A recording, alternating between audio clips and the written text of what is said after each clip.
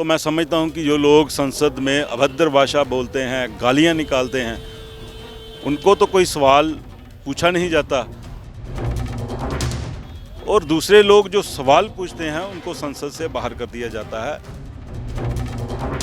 कि अगर 2024 में दोबारा भारतीय जनता पार्टी की सरकार आ गई तो ये कहीं ना कहीं डॉक्टर भीमराव अम्बेडकर जी का जो संविधान है उस संविधान को बदल देंगे और इस देश में जो तानाशाह राज है उसको बिल्कुल स्थापित कर देंगे। लोकतंत्र बचाओ भारत बचाओ के नारे के साथ जंतर मंतर पर इंडिया गठबंधन की पार्टियों की एक धरना प्रदर्शन हुआ है। हमारे साथ सुनील कुमार रिंकू जी हैं, आम आदमी पार्टी के वरिष्ठ नेता सांसद।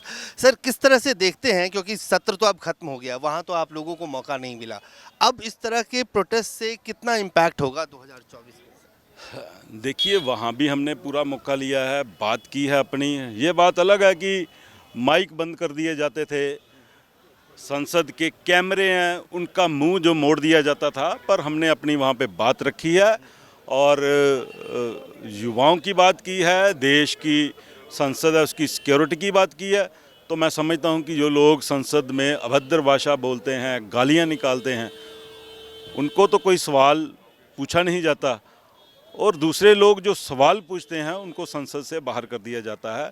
ये जो पॉलिसी है स्पीकर साहब की, बिल्कुल गलत है। स्पीकर को तो बिल्कुल इंडिपेंडेंट होकर काम करना चाहिए, पर मैं समझता हूँ कि भारतीय जनता पार्टी के इशारे के ऊपर है जो लोकसभा के और राज्यसभा के जो चेयरमैन हैं उनके इशारे पे काम कर रहे हैं, और बिल्कुल भी ये लोकतंत्र को बचाने की और हत्या जो उन्होंने की है उसको हम सारे इंडिया गठबंधन वाले एक होके इसका मुंह तोड़ जवाब देंगे। 142 सांसदों का निलंबन, आप खुद भी निलंबित हैं, कैसे इस लड़ाई को अब सड़क पे ले जाएंगे, क्योंकि सत्र तो खत्म हो गया, आगे लोकसभा का चुनाव है?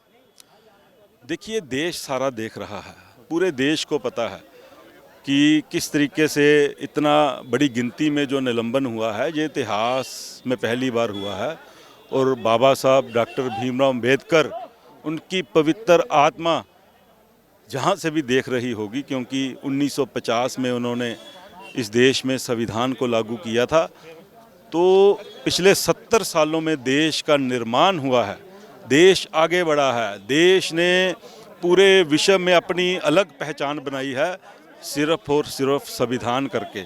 और आज जिस तरीके से नए नए बिल लाके, नए नए एक्ट लाके संविधान को कमज़ोर करने की जो साजिश चल रही है, तो देश के लोगों का भी ये मानना है, हमें शक है इस बात का कि अगर 2024 में दोबारा भारतीय जनता पार्टी की सरकार आ गई तो ये कहीं ना कहीं डॉक्टर भीमराव अम्बेडकर जी का जो संविधान है उस संविधान को बदल देंगे और इस देश में जो तानाशाह राज है उसको बिल्कुल स्थापित कर देंगे। इंडिया गठबंधन कितना इंटैक्ट है, क्योंकि जिस तरह से इंडिया गठबंधन के प्लेटफॉर्म से अभी आप आ रहे हैं, लेकिन लोकसभा चुनाव को लेकर आप लोग क्या पूरी तरह से एकजुट हैं, खासतौर से कांग्रेस और आम आदमी पार्टी? देखिए, बिल्कुल हम एकजुट हैं, क्योंकि इस समय अपने जो निजी मतभेद है उनको भुला करके संविधान को बचाने की लड़ाई हम लोग लड़ रहे हैं। संविधान है जो सभी पार्टियों से, सभी पार्टियों के जो निजी हित हैं उनसे ऊपर है, और हम संविधान को बचाने के लिए जो हमारे हाई कमांड के दिशा निर्देश होंगे हम उनके ऊपर काम करेंगे और इस गठबंधन को भी आगे बढ़ाएंगे और देश में नरेंद्र मोदी की सरकार को भगाएंगे। एक आखिरी सवाल, तो ये मान लिया जाए चाहे पंजाब हो या दिल्ली हो, कांग्रेस और आम आदमी पार्टी सीटों का तालमेल कर एक साथ चुनाव लड़ेगी बीजेपी के खिलाफ? देखिए, जब वो समय आएगा उसकी सारी डिटेल है वो भी आपको बता दी जाएगी, क्योंकि बात तो अभी इनिशियल स्टेज पे शुरू हुई है, अभी वहाँ तक बात पहुँची नहीं है। जब वो समय आएगा तब हम आपको सब बताएंगे। लेकिन एकजुट तो है ना लड़ने के लिए? कांग्रेस, आम आदमी पार्टी, एनसीपी, लेफ्ट सब एकजुट है कि लड़ना है? ये हमारी पार्टी के माननीय नेता श्री अरविंद केजरीवाल साहब ने कांग्रेस के जो सबसे सीनियर लीडर हैं आदरणीय श्री खड़गे साहब को प्रधानमंत्री कैंडिडेट के लिए हमने उनको प्रपोज किया है।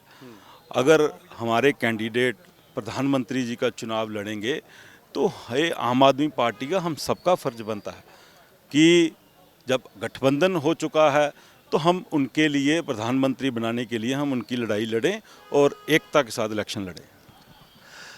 तो रिंकू साफ तौर से कहना है कि इनका कि जब आम आदमी पार्टी ने मल्लिकार्जुन खड़गे जो कांग्रेस के राष्ट्रीय अध्यक्ष हैं उनका नाम प्रस्तावित किया अरविंद केजरीवाल ने प्रधानमंत्री पद को लेकर, तो ये तय मान लेना चाहिए कि चाहे कांग्रेस हो, आम आदमी पार्टी हो या तमाम पार्टियां, खासतौर से आम आदमी पार्टी अपनी पूरी ताकत से मल्लिकार्जुन खड़गे को 2024 में लोकसभा का प्रधानमंत्री चुनने के लिए और लोकसभा देश का प्रधानमंत्री चुनने के लिए पूरी ताकत से कांग्रेस के पीछे खड़ी रहेगी। कैमरामैन फिरोज के साथ अजय झा, दैनिक सवेरा, दिल्ली।